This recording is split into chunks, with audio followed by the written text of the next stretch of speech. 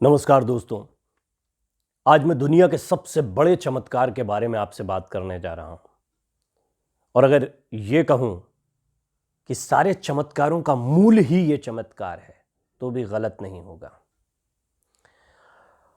और यहां पर जब मैं चमत्कारों की बात करता हूं तो ठीक वही चमत्कार जिन्हें आप बहुत आश्चर्य की दृष्टि से देखते हैं, देवीय अनुकंपा या देवीय शक्तियों के तौर पर देखते हैं, कि मैं बात कर रहा हूं। एक छोटी सी कहानी जिसके संदर्भ में मैं बताऊंगा कि कहां से ये आई है, लेकिन पहले वो कहानी लद्दाख की एक मॉनेस्ट्री में एक संत की अस्थियों को कलश में रखा गया था। ऐसी मान्यता थी, और मान्यता नहीं थी, ये चमत्कार था। देखिए चमत्कार की शुरुआत, कि जो भी उस अस्थि कलश के दर्शन करता था, उन हड्डियों को छूता था, वो ठीक हो जाता था।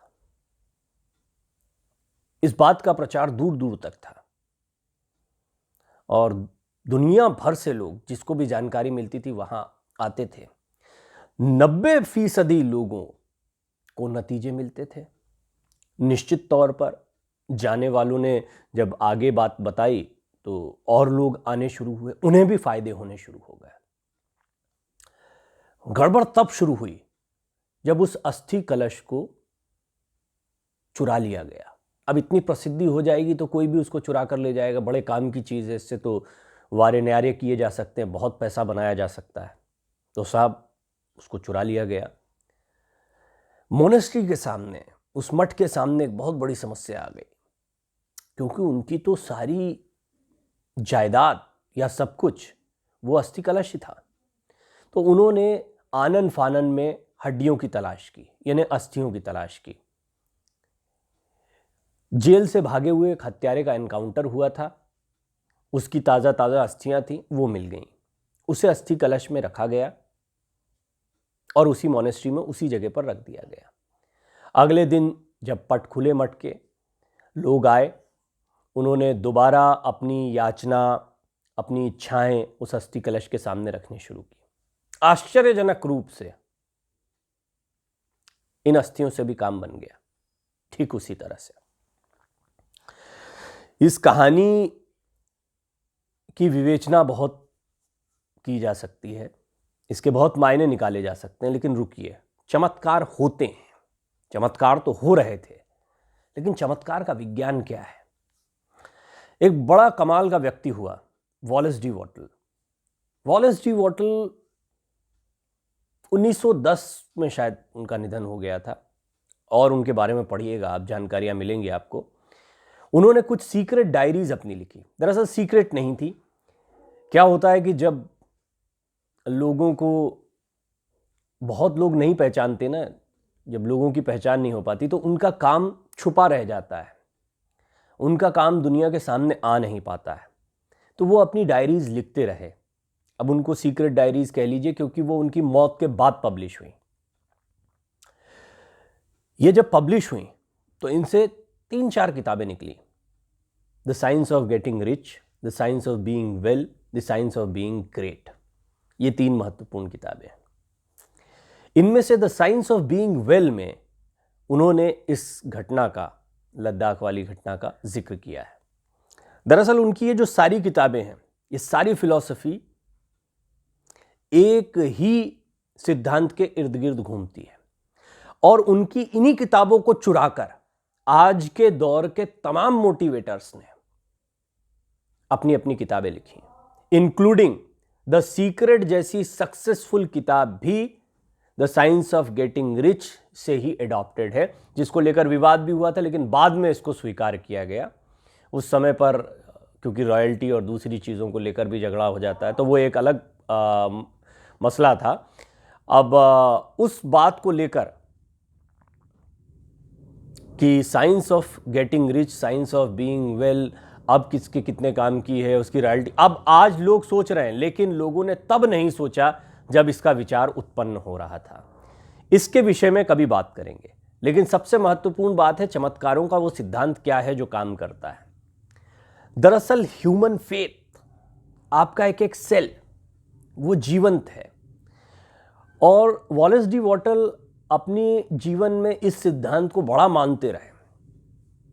जिसको लॉ ऑफ अट्रैक्शन और दूसरी चीज़ों के नाम से भी काफ़ी परोसा गया, लेकिन उन्होंने कहा पूरा स्पेस एक ऐसे सब्सटेंस से भरा हुआ है, पूरा स्पेस, पूरी जगह कुछ भी खाली नहीं है, जो इंटेलिजेंट सब्सटेंस है, यानी सोच भी सकता है।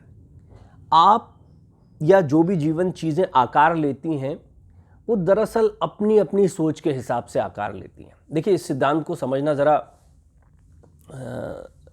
आसान नहीं होगा कि बहुत छोटे से वीडियो में इसको समझा दिया जाए। कुल मिलाकर आपकी thought process, human thought process, क्योंकि इस पूरी प्रकृति में आप देखेंगे कि मनुष्य ही वो प्राणी है जो कल्पना के जगत में ईश्वर तक की कल्पना कर सकता है, उस पराशक्ति की या ऐसे किसी सब्सटेंस के बारे में विचार कर सकता है। उसकी चेतना का विकास इस स्तर पर हो चुका है। यानी आपके विचारों की एक जबरदस्त शक्ति है जो हर चमत्कार से ऊपर है। हमारे वैदिक वांग्मय में इसके बारे में काफी कुछ लिखा गया है, लेकिन सही तरीके से सोचना। उदाहरण के लिए, अभी जब मैं बोल ही रहा हूं तो आपकी सोच किस तरफ है, इस पर हल्का सा टेंशन दीजिए। सुनते सुनते थोड़ी देर के लिए स्थिर चित्त होइए। इस वीडियो की एनालिसिस, इस सिद्धांत की एनालिसिस, तमाम चीजें जो शायद आप इसके बारे में जानते भी नहीं, शायद कभी पढ़ा भी नहीं होगा, लेकिन बहुत फौरी रिएक्शंस आपके दिमाग में आ जाएंगे और आप फिर उसी ट्रैक पर चले जाएंगे जिस पर आप अभी तक चलते आए हैं। कुल मिलाकर जो ढर्रा आपके सोचने का रहा है, तो ये जो ढर्रा है, ये जो पाथ है सोचने का, ये एक बहुत बड़ी चुनौती पेश करता है हमारे सामने। दरअसल यही बनाता है, यही बिगाड़ता है और यही जीवन में चमत्कार लाता है। हमने एक मॉनेस्ट्री की बात की, लेकिन आपने इस देश में, भारत में खास तौर पर, ऐसे कई साधु संतों के बारे में सुना होगा, ऐसे कई मंदिरों के बारे में सुना होगा जहां पर अद्भुत चमत्कार होते हैं, और होते हैं, इसमें संदेह नहीं है किसी को। लेकिन वहां असली चीज होती है वही फेथ, वही आस्था, वही थॉट प्रोसेस जो जाते ही बदल जाती है। मैं भी क्योंकि मंदिरों में बहुत जाता हूं, या ये मान लीजिए मुझे बहुत पसंद है, मुझे बहुत अपील करते हैं देवस्थान और पुराने देवस्थानों को ढूंढना, उनकी ऊर्जा को समझना, तो जब ऐसी जगहों पर जाते हैं तो आप एकदम अलग अनुभव करते हैं। यह आपका भी अनुभव रहा होगा। तो बाह्य आवरण या वहां पर जो ऊर्जा उपस्थित है, जिसको सामूहिक चेतना भी कहा जाता है, वो आपकी चेतना पर असर डालती है। माहौल का असर होता है, हर किसी पर होता है। हम अपने घरों में देखते हैं, अपने आस पड़ोस में देखते हैं। हम एक खुशनुमा माहौल और एक गमगीन माहौल में अपने ऊपर, अपने इमोशंस पर पड़ने वाले असर को भी देखते हैं। कुल मिलाकर सबसे महत्वपूर्ण चीज ये है कि आपके भीतर क्या चल रहा है, वो चाहे बाहरी आवरण की वजह से हो या बाहरी माहौल की वजह से हो या आपके अंदरूनी भावों की वजह से हो। आप भावनात्मक रूप से किस तरह के हैं उस वक्त, इस वजह से हो। जिसे अपने इमोशंस को समझना, उन्हें देखना, पकड़ना आ जाता है, और जिसे अपने विचारों को अपने अनुरूप चलाना आ जाता है, वो सचमुच चमत्कार कर सकता है। और विश्वास करिए, दुनिया का सबसे बड़ा चमत्कार यही है। अगर स्वामी विवेकानंद ने विश्वास किया कि वो एक ऐसा काम करेंगे जिसके बारे में सुनकर भी लोग हंस देते थे, लेकिन उन्हें पता था कि ये हो जाएगा, तो वो चमत्कार हो गया। ऐसा एक उदाहरण नहीं है। भौतिक जगत में, विज्ञान के जगत में, चिकित्सा के जगत में, शिक्षा के जगत में, हर क्षेत्र में आपको ऐसे जबरदस्त चमत्कार देखने को मिलेंगे। और इस चमत्कार के पीछे एक ही सिद्धांत है, आपके अपने विचार।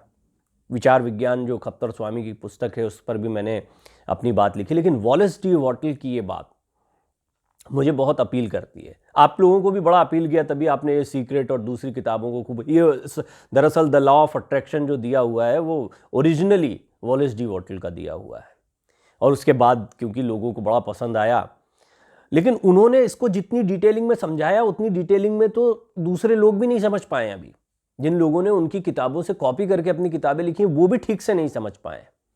हम कहते हैं कण कण में परमात्मा है, और इस सिद्धांत को वो कहते हैं कि ऐसा सब्सटेंस है, चलो आप परमात्मा मत कहो, वैज्ञानिक लोगों को परमात्मा, भगवान, इन शब्दों से परहेज हो सकता है, तो आप परहेज करते रहिए। लेकिन एक ऐसा सब्सटेंस है, अब वो ईथर है, उसकी वो भी फिलॉसफी को खारिज किया जाएगा, इसको भी खारिज किया जाएगा। तो दो चीज़ें हैं, या तो आप एनालिसिस में लगिए या फिर उस चमत्कार का खुद अनुभव करिए अपने जीवन में। करना कुछ नहीं है, अपने विचारों को देखना शुरू करें। आप कभी अपने शरीर के विषय में, अपने स्वास्थ्य के विषय में कैसे सोचते हैं, उस पर विचार करें। यदि आप बीमारी के बारे में बहुत ज़्यादा बातें करते हैं, आप बीमारी के बारे में बहुत ज़्यादा सोचते हैं, तो निश्चित तौर पर आप बीमार रहेंगे, बाकायदा रिपोर्ट्स में ये बीमारी निकल कर आएगी।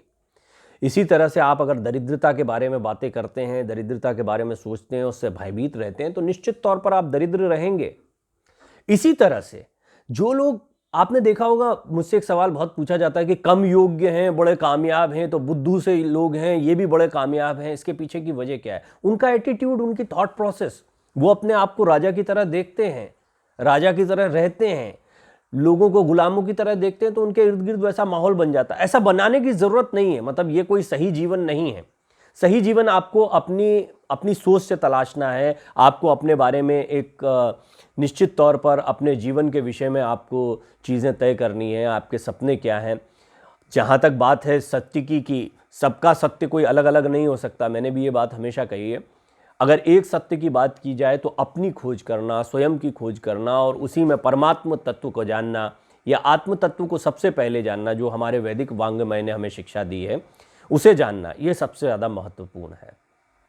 खैर, ये एक लंबा विषय हो जाएगा, लेकिन कुल मिलाकर सारे चमत्कारों का मूल आपके भीतर मौजूद है। जी हाँ, चमत्कार होते हैं, चमत्कार आप कर सकते हैं, कुछ ऐसी चीज़ें भी जिनके बारे में शायद कभी सोचा नहीं गया हो, लेकिन क्या आप सोच सकते हैं उस स्तर पर, उसमें आस्था रख सकते हैं, ये बहुत ज़्यादा महत्वपूर्ण है।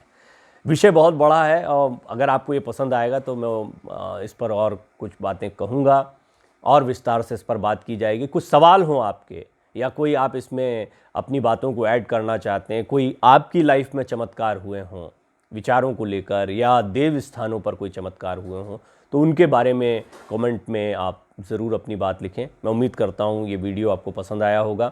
मैंने कोशिश की कि एक बहुत ही गूढ़ विषय को, एक बड़े विषय को थोड़ा संक्षेप में आपके सामने रखने का प्रयास करूँ। सुनने के लिए और इतना स्नेह देने के लिए हृदय से आभार। धन्यवाद।